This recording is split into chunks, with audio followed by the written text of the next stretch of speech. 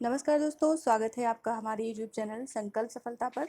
मैं वंदना पांडे एक बार फिर से आपके लिए आज एक महत्वपूर्ण उपन्यास लेकर के उपस्थित हुई हूँ, जो कि नेट के पाठ्यक्रम में हिंदी के पाठ्यक्रम में विशेष रूप से पूछा जाने वाला उपन्यास है। बाकी अन्य परीक्षाओं में भी इसकी जो प्रश्न बनते हैं, अन्य परीक्षाओं में भी इसका प्रकाशन वर्ष, इसके लेखक का नाम, मुख्य पात्र का नाम, इस तरह के क्वेश्चन आते हैं। तो आप लोग किसी भी परीक्षा में बैठने वाले हों तो इस उपन्यास के मुख्य बिंदुओं को ज़रूर ज़रूर सुने।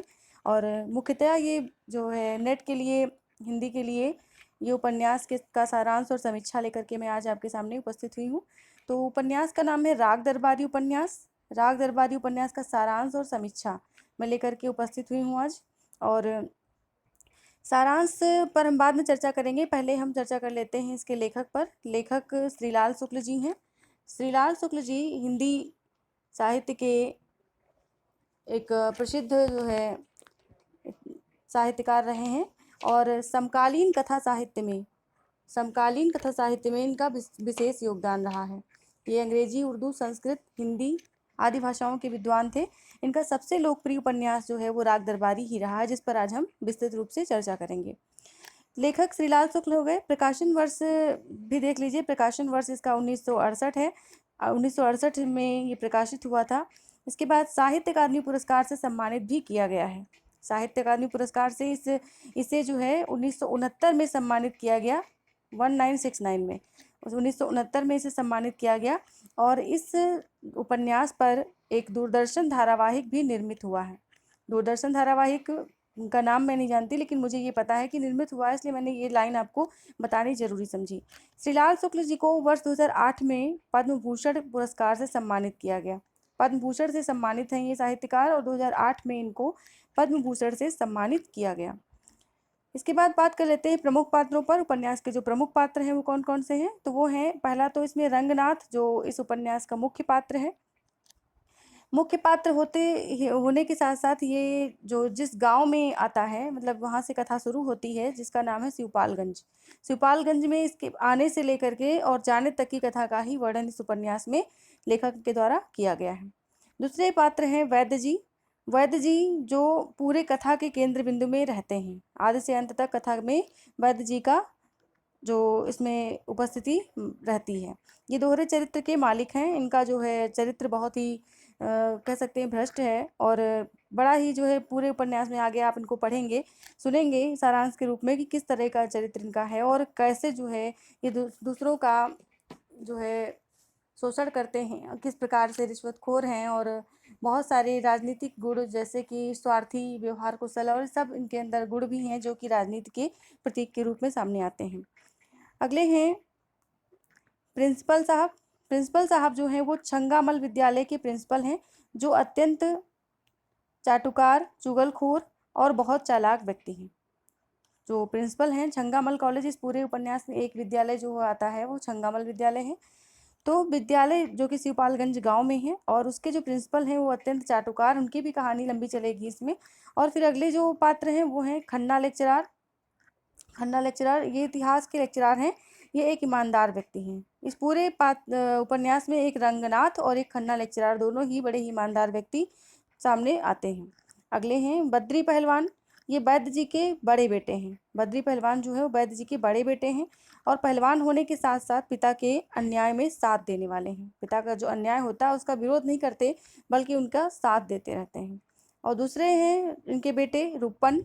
ये भी वैद्य जी के बेटे हैं, जो कि छोटे बेटे हैं, और ये एक क्रांतिकारी युवा पीढ़ी के प्रतीक हैं। इन्हें आगे चल के रंगीले नेता के रूप में जाना जाता है। और अगला पात्र है बेला, जो कि इस उपन्यास की एकमात्र स्त्री पात्र हैं। ये गयादीन की कन्या है। गयादीन पात्र है और उसकी कन्या है, जो स्वच्छंद प्रवृत्ति की हैं, जिनकी प्रवृत्ति बड़ी स्वच्छंद है। ये बिना शादी के ही, बिना विवाह के ही वैवाहिक जीवन का आनंद लेने वाली जो स्त्री पात्र हैं। और उनके विषय में और आप पढ़ेंगे आगे कि किस प्रकार से इन्होंने एक के बाद एक जो है अन्य व्यक्तियों को अपने जो है मोह में फंसाया है, और उसके बाद में ये किसी की भी नहीं होती हैं। ये पूरे कहानी में इनका चरित्र जो है बहुत ही निम्न चरित्र है। अब आते हैं सारांश पर। सारांश में कथानक जो है उपन्यास का वो आरंभ होता है रंगनाथ के शिवपालगंज गांव में आने से। शिवपालगंज में जब वो आते हैं तो उनके आने से कथानक आरंभ होता है। और शिवपालगंज जो भारत का कोई भी गांव हो सकता है, किसी एक मतलब लेखक ने यहाँ स्पष्ट किया है कि ये कोई एक शिवपालगंज गांव नहीं जिसकी कथा मैं ले रहा हूँ किसी, क्योंकि ये आंचलिक उपन्यास नहीं है और किसी अंचल विशेष की मैं विशेषता यहाँ पे नहीं बता रहा हूँ। तो ये कोई भी गाँव हो सकता है। गाँव में रंगनाथ के मामा रहते हैं। मामा या कहा जाए तो रंगनाथ अपने मामा के यहाँ स्वास्थ्य लाभ हेतु रहने आया है। जो है शहर में रहते हुए थोड़ा सा उसको बोरियत हुई, जिसके कारण वो गांव में रहने आया कुछ दिन के लिए। तो रंगनाथ इतिहास विषय में एमए हैं, उनके विषय में एमए विषय है में सॉरी एमए है इतिहास विषय में, और उसी में शोध कर रहे हैं, पीएचडी कर रहे हैं, जो कि जिसको लेकर के अपने पूरे विषय वस्तु को लेकर के भी वो गाँव पधारते हैं। फिर मामा जी का नाम वैद्य जी है, मतलब उनका नाम जो भी हो लेकिन इसमें वैद्य जी के नाम से ही जाने जाते हैं। मामा जी का नाम जो है वो वैद्य जी है, और यह यूँ कह सकते हैं कि वैद्य जी के नाम से वो प्रसिद्ध हैं। वैद्य जी के 2 पुत्र हैं, बद्री पहलवान और रूपन बाबू। 2 पुत्रों में अभी हमने इसके पहले ही चर्चा कर ली थी। तो ये एक तो बद्री पहलवान, दूसरे रूपन बाबू। अब बद्री पहलवान जो हैं वो अपने पिता के दाहिने हाथ हैं, पिता का दाहिना हाथ है, क्योंकि उनके हर तरह के काम में वो सहयोग देते हैं। वो चाहे कितना ही निम्न कार्य क्यों ना हो, कितना ही दूसरों को परेशान करने वाला कार्य क्यों ना हो, उनके अनैतिकता में भी ये हाथ बटाते हैं। और रूपन पिछले 3 वर्षों से 10वीं कक्षा में ही पढ़ रहा है, क्योंकि उसको जो है पढ़ने में कोई रुचि नहीं है और वो 10वीं कक्षा में ही पढ़ रहा है। ये एक रंगीले नेता के रूप में हमारे समक्ष आता है, रंगीला नेता बन जाता है और इसकी एक छवि इस तरह से उभरती है। फिर शहर का नौजवान रंगनाथ, जो कि गांव आया हुआ था, अपने किताबी आदर्शों को लेकर के गांव पहुंचता है, तो उसे हर संस्था भ्रष्ट लगने लगती है। हर संस्था से उसका जो है मन हट जाता है, हर संस्था उसको भ्रष्ट लगने लगती है। वो हर समय इसी कोशिश में रहता कि कैसे इस व्यवस्था को सुधारा जाए। लेकिन रंगनाथ ने देखा कि अन्याय के विरुद्ध लड़ने वालों का पलड़ा जो है बहुत ही कमज़ोर हो रहा है।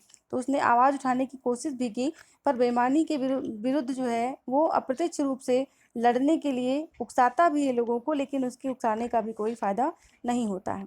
इतना सब करने के बाद भी उसकी कोशिशों का कोई परिणाम नहीं निकलता।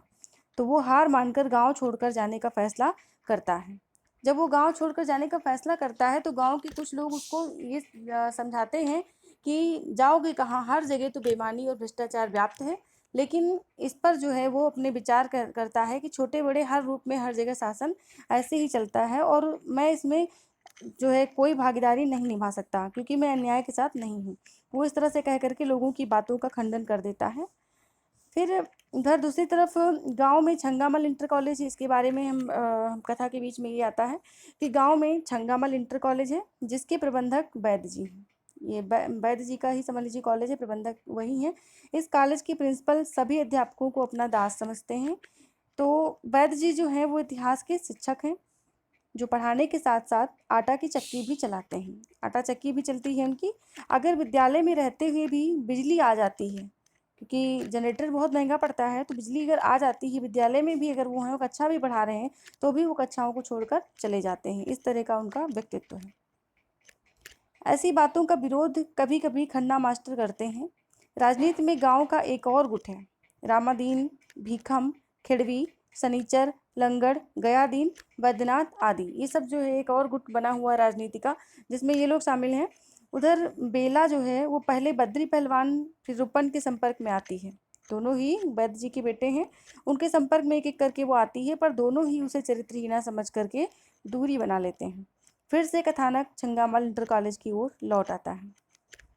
खन्ना मास्टर प्रिंसिपल के आगे परास्त होते हैं और अपनी बातों को नहीं मनवा पाते। इधर वैद्य जी जो हैं वो सनीचर को प्रधान बना देते हैं। सनीचर एक पात्र है जिसको कि वैद्य जी गांव का प्रधान बनवा देते हैं।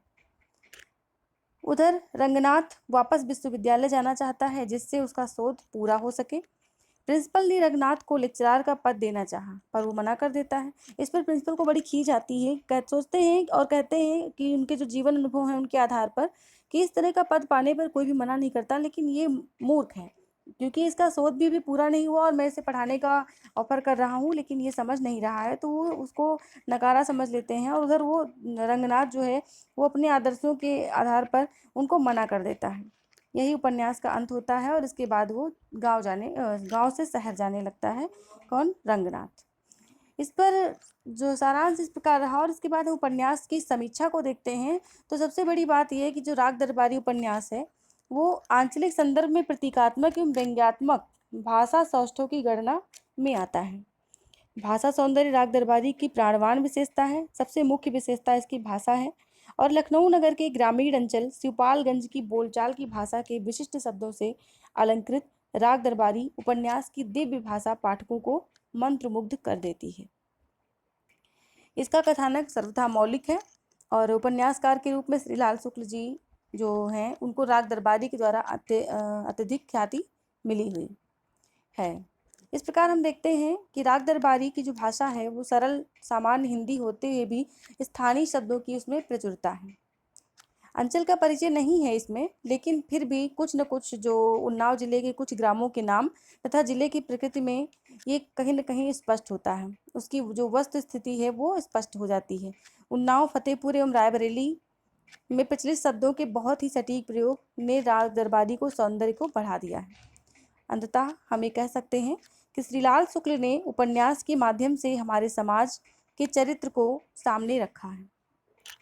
हमारे जो समाज है हमारा उसका चरित्र जो है वो सामने इस उपन्यास के माध्यम से श्रीलाल शुक्ल जी ने रखा है।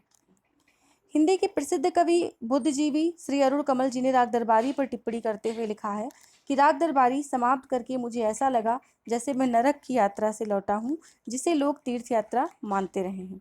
श्रीलाल शुक्ल का सबसे बड़ा काम यही है कि उन्होंने भारतीय गांव के सनातन मिथक को तोड़ डाला।